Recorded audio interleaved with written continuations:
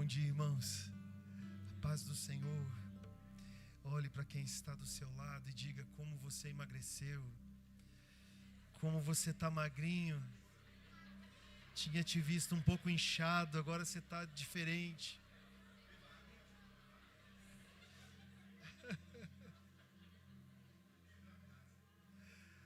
Imensa alegria de receber aqui nessa manhã, viu?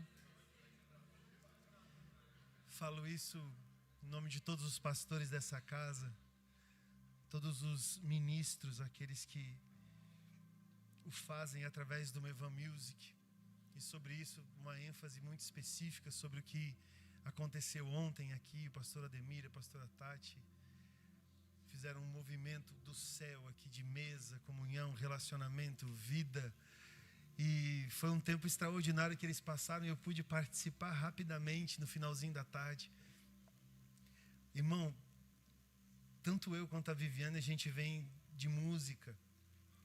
Já fomos ministros, já fomos pastores dessa área. Nós sabemos o quão sensível é.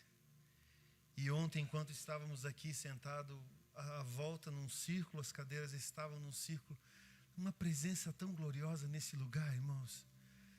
Não tinha treta, não. Ninguém está competindo com ninguém aqui, não. O grupo A não está se levantando contra o grupo C, do grupo D, do grupo E. Você sabia que quem não quer nada é invencível?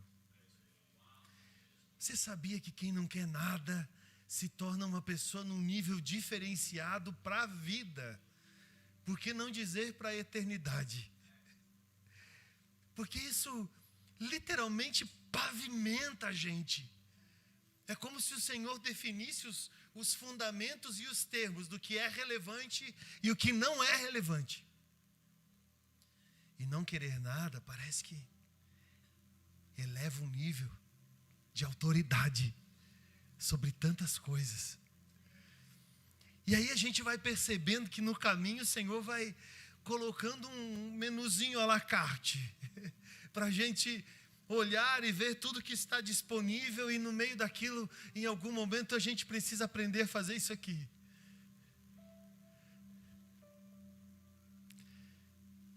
Porque não se trata do cardápio, se trata do Senhor, se trata de quem Ele é. O que Ele faz é uma consequência, mas na sua pessoa, você tira o olhar de distrações, irmão. Você tira o olhar de acessórios penduricalhos na fé de uma história que talvez você já devia ter esquecido há tanto tempo. Talvez você nem consiga orar sem lembrar de determinada situação. Já parou para pensar o nível disso? Talvez você não consiga dizer, Senhor, eu quero passar um tempo orando. Você tem uma lista e aí você apresenta o seu próprio cardápio para Deus embaralhar e escolher o que Ele vai fazer primeiro. Oração não é muito o que você fala, embora a palavra indique isso. O termo orar, oratória, dizer. Mas essa intimidade com o Senhor, ela encontra uma completude perfeita quando mais do que falar, você se dedica a ouvir.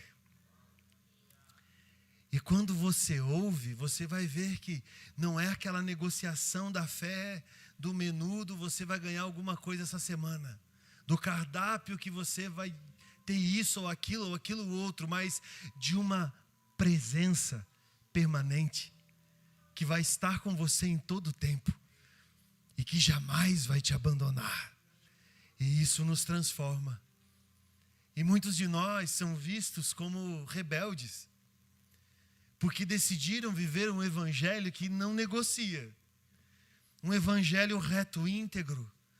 Irmãos, preste atenção no que eu vou te dizer. Um rebelde geralmente é confundido com o libertador. E um libertador também é confundido com o rebelde. O que vai dizer o que é um e o que é outro de fato é o tempo. Então, às vezes, movimentos de libertação em dizer que eu não quero mais viver isso, eu quero viver aquilo, seja só um presságio de rebeldia. E isso precisa ser tratado.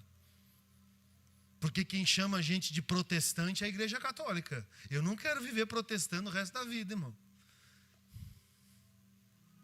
Já parou para pensar nisso? Pastor, mas eu sou um libertador. Então vamos ter movimentos de libertação. Porque senão vira só rebeldia. Só aquela pessoa que é do contra. Ah, é verde. Não, é azul. Por quê? Porque sim. Não, é um movimento do falar em línguas.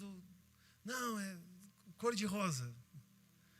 Ontem eu estava falando com o pastor Jadilson lá em Itajaí, um amigão, anteontem. E ele é presbiteriano.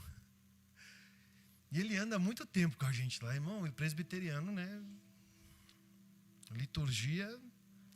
Aí ele virou para presbiteriano renovado. Eu digo, olha o Jadilson. Agora é pastor da Renovada. Aí a casinha dele está caindo, desmoronando, né, amor? Porque agora o Renan tá indo ministrar com ele nos lugares. E o Renan, assim, é barrilzinho de cachaça tocando, né? E o presbiteriano renovado já está dando uns glória! Eu olhei no Instagram dele, eu mostrei para ele, eu digo, o que é isso aqui, Jadilson? Você vai ser expulso da convenção? Ele disse, Deus tem feito, né? Eu vi ele chorando, irmão. Quando você vê o Lapa chorando, o Fernando Tolentino chorando, e depois vê o Jadilson, aí, irmão, arrume a tua casinha, porque Jesus está voltando. O que diferencia a inquietude de um libertador com a inquietude de um rebelde? É o tempo. Porque senão, com o passar dos anos, você vai puxar o extrato lá de tudo que você fez, você vai viver de rebeldia em rebeldia, e não de glória em glória. Você vai viver de não concordo e não concordo, e não de uma convicção que em algum momento decidiu colocar os seus pés numa base sólida, a fim de caminhar segundo o que o Senhor tem, num roteiro que é dele, que não é meu e que não é seu. Pastor, o senhor está dizendo que o senhor não sabe para onde o senhor está indo? Sei, irmão. Sei, tenho gerado isso todos os dias, de joelhos dobrados nas madrugadas, com a minha casa se consagrando, se santificando, se separando o tempo todo, para que as coisas, os movimentos, os presságios, aquilo que o céu está pulsando, alcance esse lugar, alcance a sua vida, alcance a sua casa. E no meio de tudo isso, eu sempre estou com a reguinha do meu lado. Será que eu sou um rebelde ou eu sou um libertador? E aí vem o Espírito e modera o movimento, o discurso, a posição, e vai nos rumando. Porque se estamos no caminho de Deus, quem conduz é Ele. Amém? Amém? Eu gostaria de compartilhar um texto com vocês. E nós temos aí um tempo específico para isso. E reforço os 3 cultos no próximo final de semana, ao domingo. Das 10 a gente segue o mesmo horário, das 17 a gente vai até 18h30, 18h35 já acabou tudo aqui. E aí a gente já está trocando. Quem chegar para o culto das 19, espera um pouquinho ali fora e depois entra. Amém? Estamos fazendo isso porque o nosso espaço e a quantidade de pessoas requer. E graças a Deus pelos irmãos que se disponibilizaram e têm se organizado para que tudo isso aconteça, para glorificar o nome do Senhor. Amém? Com tudo que nos diz respeito. Eu gostaria de ler com você Hebreus capítulo 10. E nós vamos ler a partir do versículo 1. E a carta aos Hebreus, irmãos, é uma grande compilação, como se fosse um compacto do Velho Testamento, destinada aos hebreus, obviamente, conforme o termo. Traz uma instrução muito clara, 10:1. Nós vamos ler o capítulo 10 inteiro.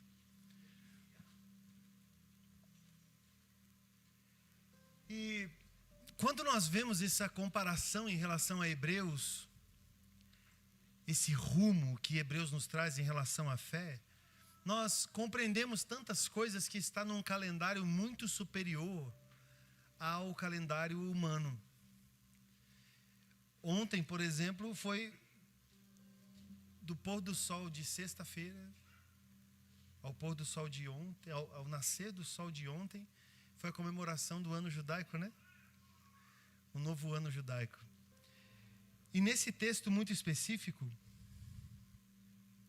nós vemos que temos uma referência de data, uma referência de comportamento, uma referência de uma instrução. E a partir dessa instrução nós vemos uma expansão.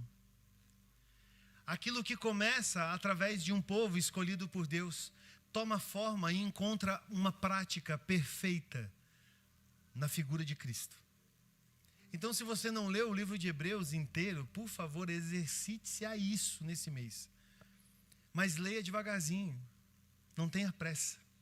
Vai saboreando ele. Se tua Bíblia tem aqueles rodapés, vai consultando aqueles rodapés, você vai vendo que o livro faz menção a inúmeros outros livros.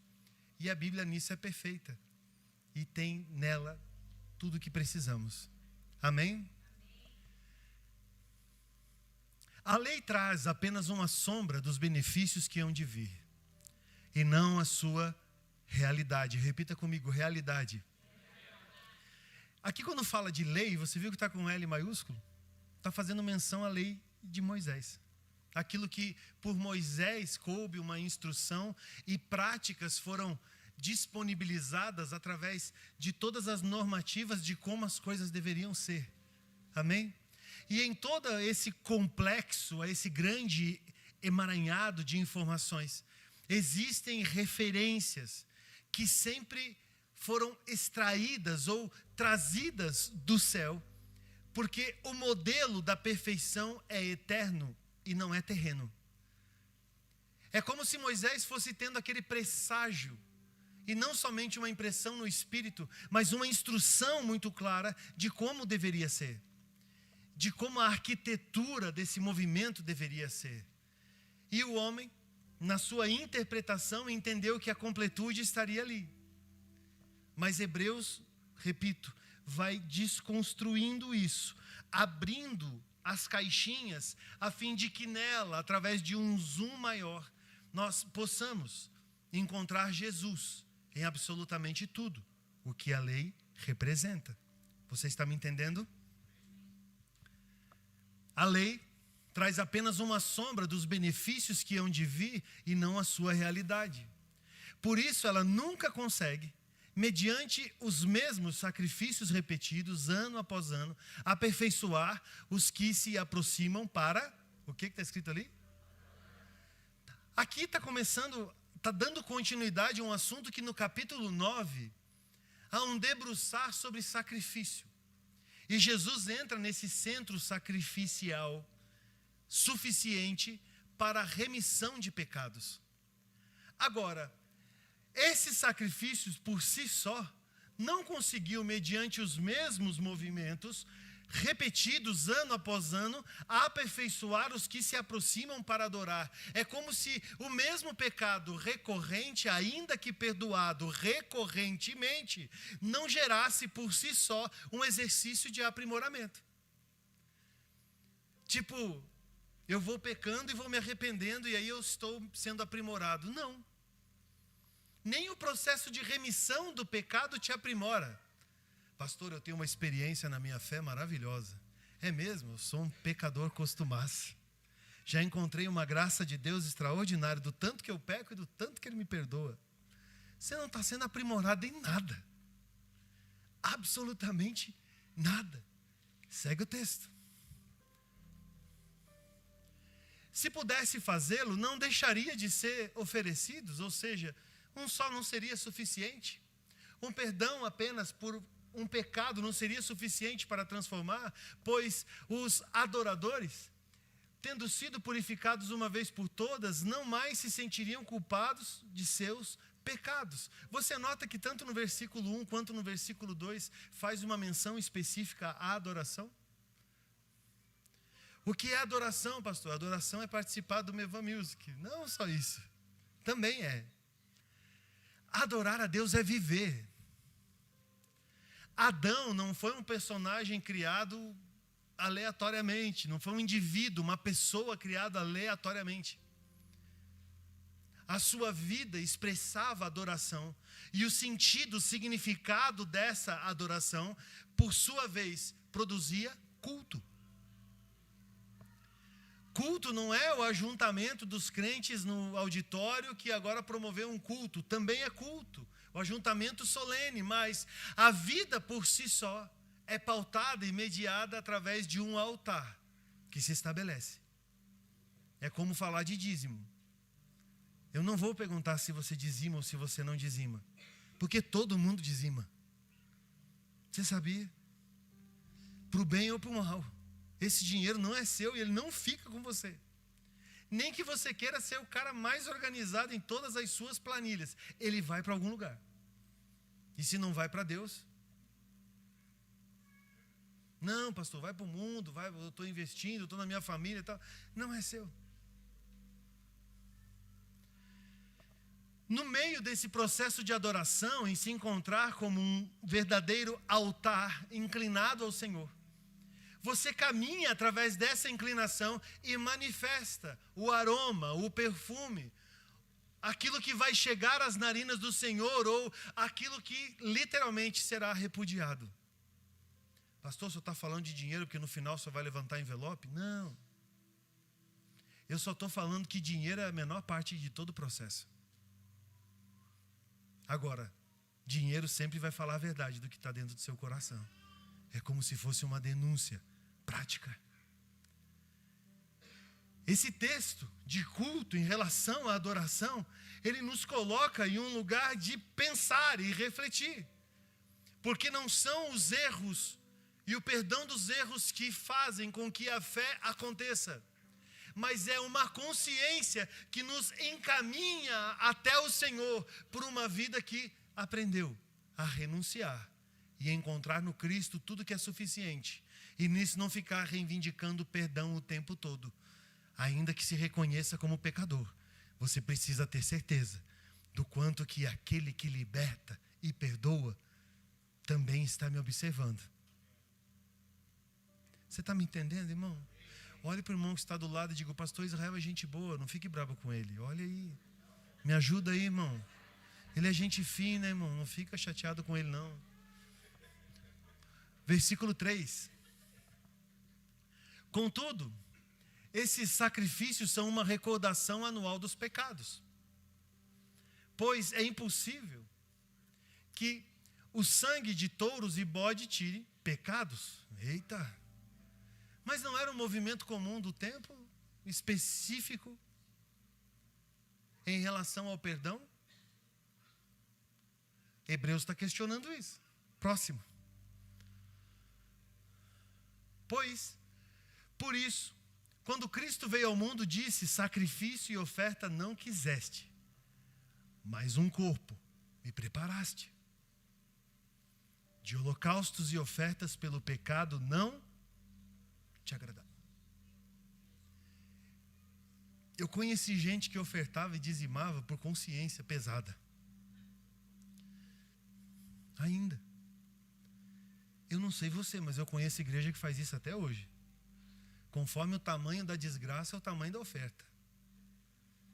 Esses dias chegou um envelope de uma igreja para mim, tinha um rodapé.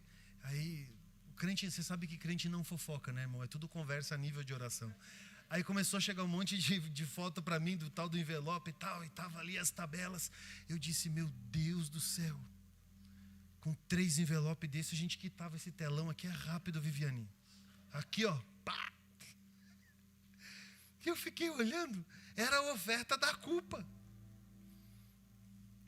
E aí você vê Hebreus trazendo uma instrução dizendo o seguinte, ó, é o seguinte, não é por aquilo ali que Deus se move, é outra parada, é outra coisa.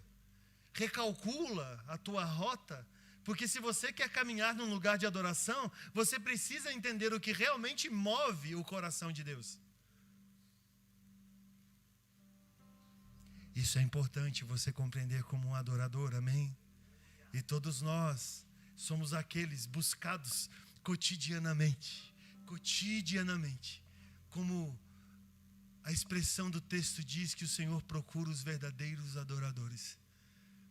Porque se Ele está à procura de verdadeiros adoradores, é porque ainda os falsos existem. E uma falsa adoração não produz coisas boas. Mas uma verdadeira adoração move o coração de Deus. E se move o coração do Senhor, já era. Você tem tudo que você precisa nele. Próximo. Então eu disse: aqui estou, no livro está escrito a meu respeito, vim para fazer a tua vontade, ó Deus. Lembra que eu te falei para ler Hebreus com os rodapés? Você vai compreendendo que Hebreus vai comunicando os profetas que traziam instrução sobre o cumprimento da palavra no Cristo. Primeiro, ele disse: sacrifícios, ofertas, holocaustos e ofertas pelo pecado não quiseste, nem deles te agradaste, os quais eram feitos conforme a lei, L maiúsculo. Então acrescentou: aqui estou, vim para fazer a tua vontade. Ele cancela o primeiro para estabelecer o segundo. É como se uma portinha fosse fechada, a portinha da desculpa, a portinha de vou fazer isso com a consciência pesada, porque se eu fizer isso está tudo resolvido. Vira, abre uma nova porta, novas possibilidades, um novo relacional está disponível a todo aquele que quer estar com o Senhor. Jesus é um caminho. Você acessa ou não acessa? O fato é que essa porta existe. E ela existindo, é uma decisão que você toma. Aprofundar o seu relacionamento com o Senhor ou se manter na inércia entre uma porta e outra. Discutindo entre o que é perdão e pacificação das suas atitudes, conforme a lei, sua consciência, seu tesouro, suas riquezas, seus medos, suas culpas, seus remorsos. Ou olhar para Cristo, perceber esse acesso, adentrar nesse acesso e dali não mais sair, porque entendeu uma nova medida que é totalmente relacional. Eu vou na igreja, pastor, vou receber uma oração forte e vou para casa. Fica tranquilo, a gente vai orar por você antes de você sair. Agora, se você veio até esse auditório, nesse domingo pela manhã, com o coração sedento, saiba que Ele está aqui. E Ele estando aqui, você tendo acesso a essa presença, você começa a ser transformado por dentro. E aí já não é mais um encontro, mas é uma vida que se abre a inúmeras possibilidades do que Ele quer fazer na sua história. Transformando o seu caminho, transformando a sua identidade, afirmando a identidade do céu em você e não te deixando mais com restos, com migalhas, com qualquer coisa pelo caminho. Por favor, acorde! Chega de letargia. Tudo é acessível, tudo é disponível, porque na porta do Cristo, quando você entra, tudo a seu respeito encontra o devido lugar. E o medo fica para trás. Na tua capacidade de se justificar e terceirizar responsabilidades. Alguns em bois, outros em cordeiros, outros em galinhas, outros em ex-pastores, outros em cônjuges, outros em filhos, outros em histórias familiares complicadas, antepassados, situações, perda, roubo, mentiras, enganações, traumas. Está tudo aqui. Agora, ao passar aqui para esse lado, você vai se relacionar com o que realmente importa, a saber, uma nova aliança, um novo compromisso que é disponível para mim e para você. Basta que a gente se mova. Você está me entendendo? Próximo. Pelo cumprimento dessa vontade fomos o quê?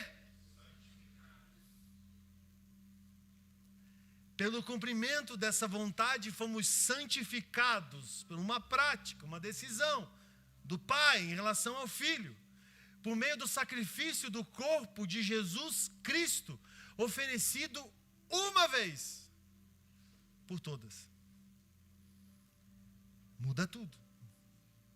Porque você fica buscando o sacrifício recorrente e você deveria simplesmente reconhecer o sacrifício. que aconteceu há 2000 e poucos anos atrás. E transformou a realidade da existência, e não só o mundo dos evangélicos. Porque a Cristo, todas as coisas se sujeitam pelo seu poder, através do seu senhorio, conquistado por uma vida devocional, que tirou a autoridade desse mundo, sobre mim e sobre você, e também a autoridade sobre o pecado. Pastor, o que é pecar? Pela definição da palavra, um acidente. Pastor, o que é recorrência de pecado? Pela definição da palavra, iniquidade. Pastor, o que é iniquidade? Cauterização de mente. Pastor, o que é cauterização de mente? É acostumar com as coisas como elas são, e nisso não tomar decisão. Ficar do mesmo jeito, da mesma forma. Afinal de contas, Deus me aceita como sou. Religiosos, por favor, parem de ser religiosos.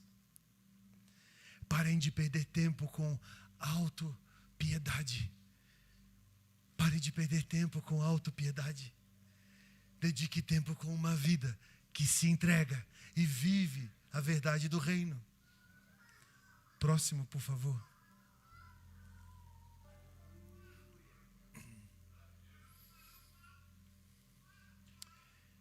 Dia após dia, todo sacerdote apresenta-se e exerce os seus deveres religiosos. Repetidamente oferece os mesmos sacrifícios que nunca podem remover os pecados. O texto é muito claro, pode passar. Mas quando esse sacerdote acabou de oferecer para sempre um único sacrifício pelos pecados, assentou-se à direita de Deus. Nessa porta aqui, é um ciclo infinito de pedido de perdão, de movimentos. Errei nisso, errei naquilo, errei nisso, errei naquilo. A vida errou nisso comigo. Agora erraram isso comigo. Agora eu errei isso com aquilo. E você fica no meio daquilo. E o sacerdote aqui, suando, irmão, para dar conta de crente que não muda. Ajuda o seu pastor, irmão. Olhe para quem está do seu lado e diga, facilita aí um pouco, irmão. Não seja uma tranqueirinha, não. Você é tão bonito, diga para ele, você é tão bonito.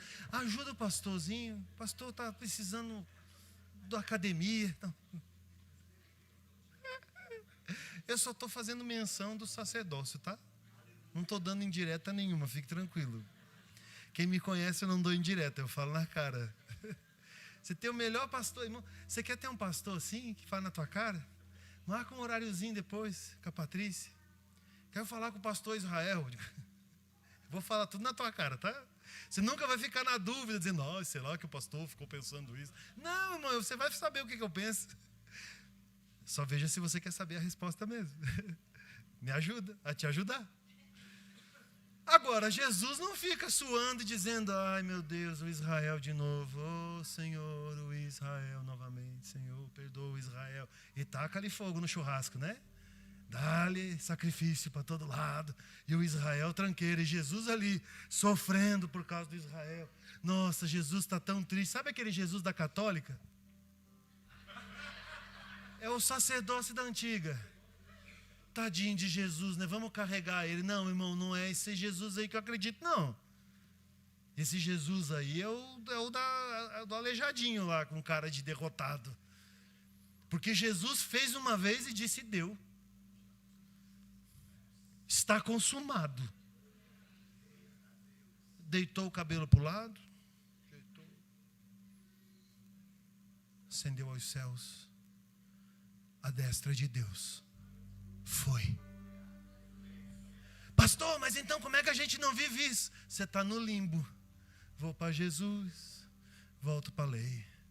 Vou para o Senhor, minha vida é uma tranqueira. Vou parar de incomodar, vou cuidar da minha família. Estou incomodando ainda, igual um caminhão de macaco. Tipo, você fica naquela. Parece bonequinho do McDonald's que tem um negocinho assim. Estou incomodando, não estou incomodando. Estou incomodando, não estou incomodando. Ô, irmão, pare de fazer inferno na vida dos outros. Faz favor. Bora. Bora. Pastor, mas eu não consigo sair desse lugar e vir para cá. Eu tenho um gêniozinho difícil. Vou te dar uma dica, irmão. É totalmente terapêutica. Desde que eu estou em São Paulo, eu estou dando essa dica para você. Morre, desgraçado. Faz favor de morrer. Ajuda. Quando você morrer, Jesus vai olhar e vai dizer, agora vai. Agora não tem que ficar ressuscitando esse desgraçado. Morre, bem morrido. Renúncia. Nossa, pastor, o senhor é meio grosso. Não sou não, irmão. Eu só estou te ensinando. Tudo que você quer, tudo que você está ansioso, não queira.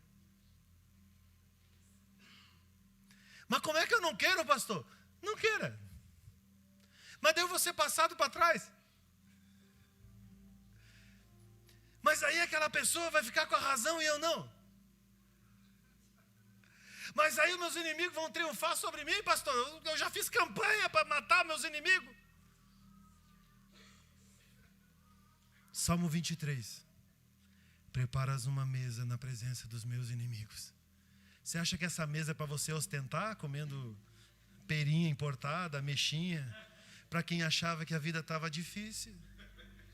Lembra do memezinho da internet, não? Não, cabeção, essa mesa é para você pegar uma bandeja, encher essa bandeja de delícias e sair servindo seus inimigos. Se você ainda tem inimigos, é porque você não entendeu o quanto que você precisa morrer ainda. E se você ainda tem oração contrária, se você ainda tem oração para isso, para aquilo, se Senhor, olha o fulano, olha o Beltrano, você não entendeu ainda. Que é para você sair servindo eles. Pastor, mas eu não sei se eu consigo. Vai chorando. Vai gemendo, vai sendo tratado, seu orgulho sendo quebrado, lançado ao chão, sua ambição ficando para trás e o nível da sua autoridade chegando até o teto, para que quando você bata o pé e repreenda um demônio da sua vida, você faça isso com a autoridade de quem não quer nada. Homens tentaram expulsar demônios e quando foram fazer, tentaram fazer no nome de um, no nome do outro, irmão, tomaram um couro, apanharam, levaram na cara, e o diabo ainda flerta. Paulo eu sei quem é, Jesus eu conheço também, você quem que é, o animal? Eu sou da igreja do Luiz Hermínio. Sai em nome de Jesus. Sai em nome do Luiz Hermínio. É mais potente do que eu. Sai em nome do Israel. Sai em nome do Roberto, em nome do Maico.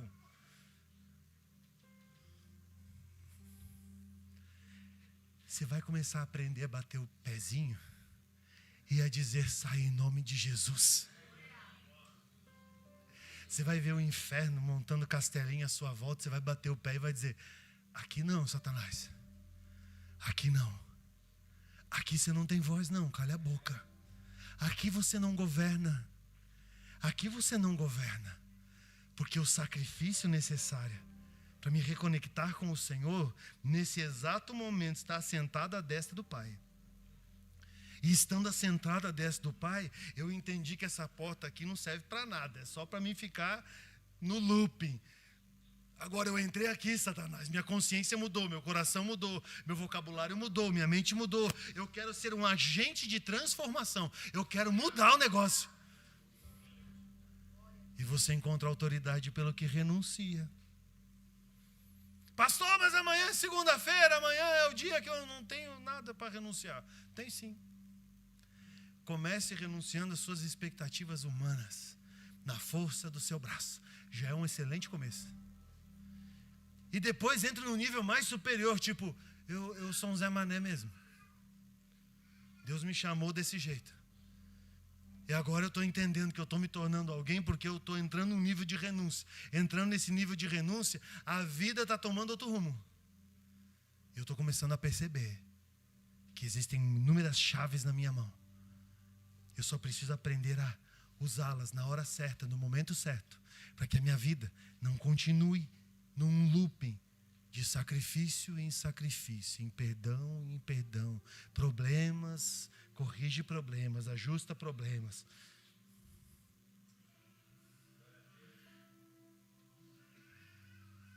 Por favor, vamos em frente.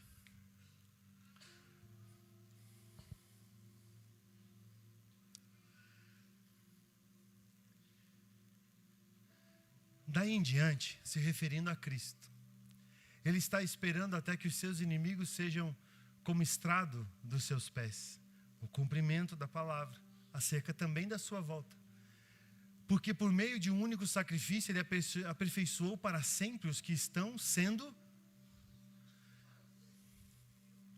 Não tenha problema com isso aqui. Sendo, indo, vendo. Lembra do gerúndio? Você lembra? Você estudou na minha época também. Naquela época a gente falava de gerúndio. Ando, indo, vindo. Sendo. Continuidade. Pastor, eu não me vejo como perfeito. Muito prazer. Eu também não. Mas eu me esforço. Uma coisa eu faço. Eu esmurro o meu próprio corpo. Ou seja, eu tiro de mim a legalidade. Tiro de mim a ambição. Procuro tirar de mim o rancor, a raiva, a inveja, irmão. Todo santo dia. E lutando contra isso, a gente vai, sendo. Repita comigo, sendo. Eu estou sendo santificado. Próximo. O Espírito Santo também nos testifica a esse respeito. Primeiro ele diz: esta é a aliança que farei com eles depois daqueles dias, diz o Senhor. Porei as minhas leis em seu coração e as escreverei em sua mente. E acrescentou: dos seus pecados e iniquidades não me lembrarei mais. Pastor, eu acho que Deus está com treta comigo, porque volte e meia aquele assunto vem me acusar. Se do pecado e da iniquidade ele não se lembra, qual é a caixinha que você ainda deixou aberta, com uma portinholazinha assim, um tanto que escancarado, com uma frestinha, que de vez em quando você mesmo dá uma espiadinha por ela? Que de vez em quando você mesmo olha para ela e procura lá dentro um você que já não existe mais, ou que pelo menos já não deveria existir. Quantos anos faz que isso não acontece? Perdão, quantos anos faz que isso acontece? Qual a recorrência? Em meio a uma recorrência, eu preciso que você abra para mim, filho, Isaías, capítulo 43, versículo 13.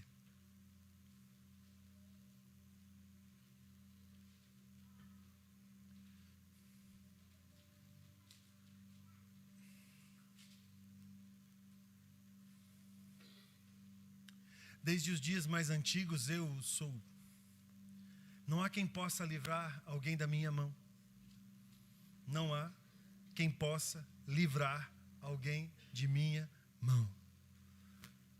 Agindo eu, quem o pode fazer? Ou na versão mais evangélica possível, agindo eu, quem impedirá? Esse impedir é uma pergunta. Porque você pode travar muitas coisas na sua caminhada. Pastor, mas a soberania de Deus, mas você pode travar. Pastor, mas o que Deus quer fazer na minha vida, não tem homem capaz de destruir isso. Talvez até terceiros não tenham essa capacidade, mas você pode. Você pode travar tudo. Agindo o Senhor, quem o impedirá? Você não limita o poder de Deus e a soberania de Deus de intervir em algo, mas a sua vontade Ele respeita. Sabe aonde que você mergulha de fato no que o Senhor está fazendo? É você eliminando a única possibilidade de travar tudo aquilo que Deus quer fazer na sua vida nesse tempo, a fim de já não ser mais refém de si mesmo, não sendo mais escravo do medo, não sendo escravo de desejos, não sendo escravo de ambições. e vivendo uma vida devocional com uma integridade tamanha, a fim de que você mesmo, por si mesmo, comece a entender o quanto que os céus estão abertos e estão disponíveis a todos aqueles que desejam a vontade de Deus na sua vida, transformando a realidade. Você com autoridade, mas com maturidade para lidar com essa autoridade. Que cenário perfeito, irmão. Autoridade e maturidade. Poder à sua disposição, mas com maturidade para administrar isso. Por favor, não queime a linha de largada. Não queime a linha de largada. Não faça isso novamente. Isso não é bom. Agora, ao ouvir a voz do seu pastor, quando você compreender que é a voz dele, se mova. Porque aí você não está corrompendo nada e nem ninguém. E muito menos aplicando um discurso que perece. Mais uma vez, correndo atrás de coisas que já deveriam ter ficado no passado. Eu gostaria de orar com você, irmão. E chegou a hora de você parar de ter medo. Chegou a hora de você abandonar o medo. Chegou a hora de você morrer para si mesmo e entender o que significa tomar a sua cruz e seguir a Cristo. Se coloque em pé.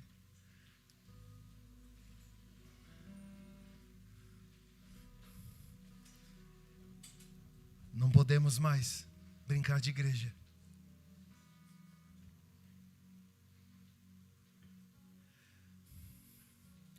Como a minha Viviane falou aqui, a gente não tem mais alternativa. É impressionante quanto nos últimos 13 anos, literalmente, eu e a minha Viviane não temos mais alternativas, porque não ficamos buscando nelas autoridade para fazer algo. Porque decidimos consagrar nossa vida ao Senhor e seguir dessa forma. Talvez você não tenha uma vocação para estar com o microfone na mão, em cima de um altar, ministrando em algum lugar. Mas uma coisa eu tenho certeza. Você tem uma vocação nata para filho.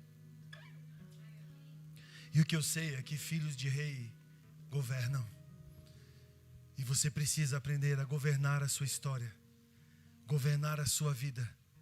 Porque um looping contínuo de erros não é isso que Deus tem para você. Ternura. Ternura. Verdade e ternura. Nós te adoramos, Senhor.